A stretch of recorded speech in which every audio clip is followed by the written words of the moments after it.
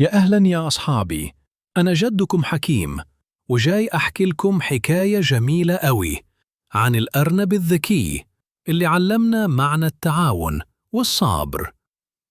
في يوم من الأيام كان فيه أرنب صغير اسمه سامي ساكن في الغابة مع أصحابه. سامي كان نفسه يزرع جزرة كبيرة عشان يفرح بيها ويفرح أصحابه كمان. سامي راح وحرث الأرض بإيده وزرع بذور الجزر وسقاها كل يوم. كان صبور ومزهقش حتى لما البذور اتأخرت شوية عشان تكبر. وفي يوم لقى سامي جزرة ضخمة جدا طلعة من الأرض. حاول يشدها بإيده بس ما قدرش. نادى على صديقه السلحفاة هاني وقال له: يا هاني، تعال ساعدني نشد الجزرة مع بعض.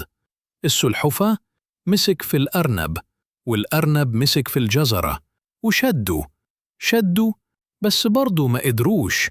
نادت السلحفاة على البطة ديدي. جات ديدي بسرعة ومسكوا كلهم في بعض، شدوا بقوة وفجأة طلعوا الجزرة الكبيرة جدا. فرح الأرنب وقال: لو ما تعاوناش مع بعض ما كناش هنقدر نطلعها أبدا. ضحكوا كلهم وفرحوا ووزعوا الجزرة على كل حيوانات الغابة، وتعلموا إن التعاون بيخلينا ننجح ونفرح كلنا.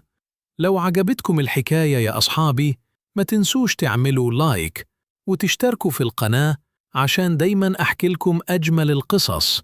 أنا جدكم حكيم وبحبكم كلكم.